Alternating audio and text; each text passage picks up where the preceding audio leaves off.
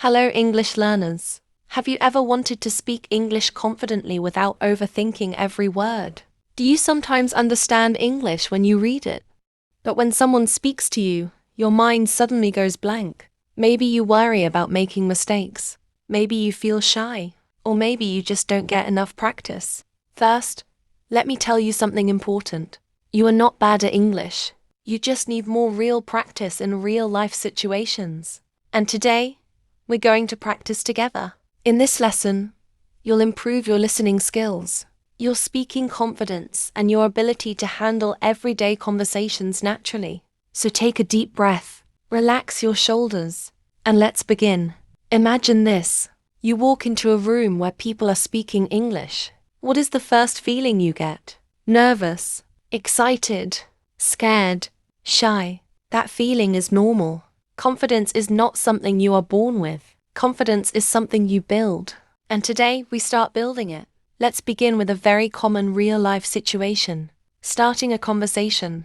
This is something many English learners find difficult. You see someone, you want to speak, but you don't know how to begin. Here's a simple and natural way to start. Hi, is this seat taken? Hi, do you mind if I sit here? Hi, I don't think we've met before. Simple. Clear, natural. Now imagine this short dialogue. You, hi, is this seat taken? Person, no, it's free. You, great, thank you. Person, are you new here? You, yes, I just started this week. Person, welcome. Notice something important. The sentences are short. Real conversations are not long, complicated grammar exercises. They are simple. And you can do this. Now let's practice a workplace or school situation.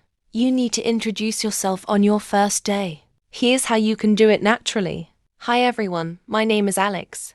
I'm really happy to be here. I'm looking forward to working with all of you. That's it. You don't need big vocabulary. You need clarity. Now let's continue the conversation. Coworker. So, where did you work before? You. I worked at a small company downtown. Coworker. What did you do there? You. I was part of the customer service team. Notice how each answer is simple and direct. When you try to make very long sentences, your brain gets stressed. Short sentences build confidence. Now let's talk about something very important. What if you don't understand someone? This is where many learners panic. But here's the truth. Native speakers also ask people to repeat. It is normal. Here are powerful phrases you must use. Sorry, could you say that again? I didn't catch that. Could you speak a little slower, please? What do you mean by that? Let's practice. Person. The meeting has been rescheduled to Thursday afternoon. You. Sorry. Could you repeat that? Person. The meeting is now on Thursday afternoon. You. Oh, got it. Thank you. You see, no panic. Just communication. Now let's move to another real-life situation. Talking on the phone. Phone conversations can be scary because you cannot see the other person's face. But you only need a few key phrases. Hello, this is Maria speaking. May I ask who's calling? Can I take a message? I'll call you back later. Let's practice a short dialogue. You. Hello.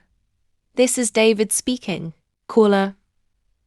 Hi David, this is Anna. You, hi Anna.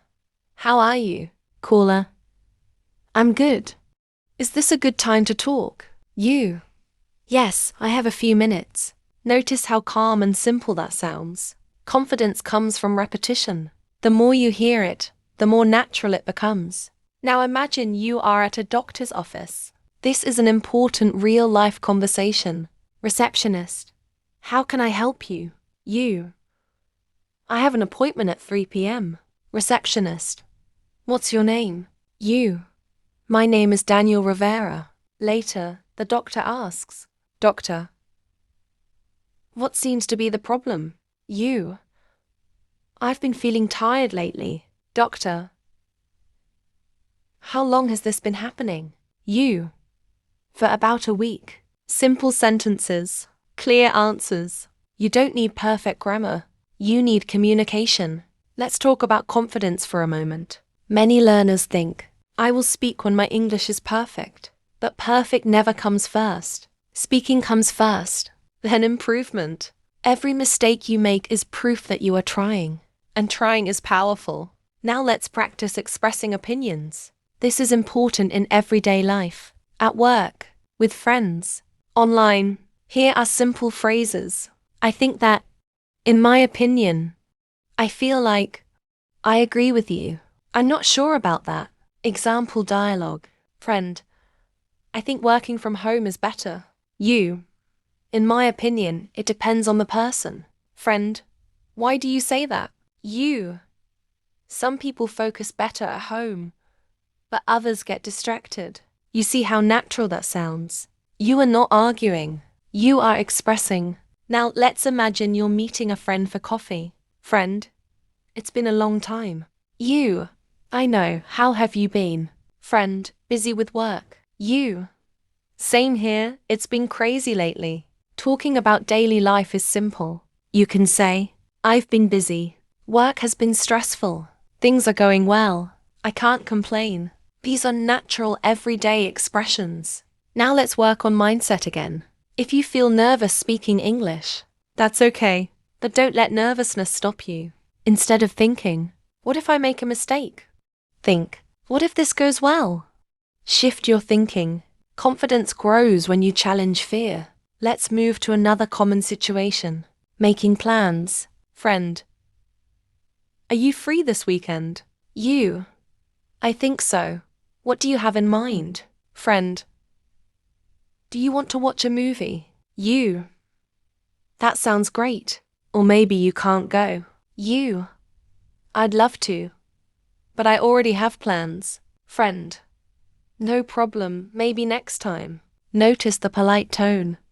English conversations often sound soft and polite. That makes you sound natural. Now imagine you're at the airport. Staff, may I see your passport? You, here you go. Staff, do you have any luggage to check in? You, yes, just one suitcase. Short, clear, confident. Now let's talk about handling misunderstandings. This is very important. Sometimes you hear something wrong, or someone misunderstands you. Here's what you can say. That's not exactly what I meant. Let me explain it differently. I think there was a misunderstanding. Example, person, so you don't like the project? You, no, that's not what I meant. I just think we need more time. That's how you fix confusion calmly. Now take a moment. Think about this. Which situations make you most nervous? Phone calls, meetings, ordering food, talking to strangers. Choose one and practice it again and again. Repetition creates fluency. Here's something powerful. Fluency is not about speaking fast. Fluency is about speaking comfortably. Even slow English can sound confident. Pause, think, then speak. That is strength. Now let's practice telling a short story. Storytelling improves speaking skills very quickly. Example, last weekend, I decided to try something new. I went hiking alone. At first, I felt nervous, but after a while, I started to enjoy it. The view was beautiful and I felt proud of myself. Simple structure, beginning, middle, end. You can tell stories like this about your day. What did you do yesterday? How was your morning? What happened at work? Storytelling makes conversations interesting. Let's finish with something important. You are improving. Even listening to this right now, you are training your brain. Confidence doesn't appear overnight. It grows step by step, conversation by conversation, mistake by mistake. If you practice a little every day, in 1 month, you'll notice improvement. In 3 months, other people will notice. In 1 year, you won't recognize your old self. Keep listening, keep speaking, keep trying. You don't need perfect English. You need brave English. And you are building it right now. Take a deep breath, smile, and remember, every confident English speaker started exactly where you are. See you in the next lesson. Thanks for watching.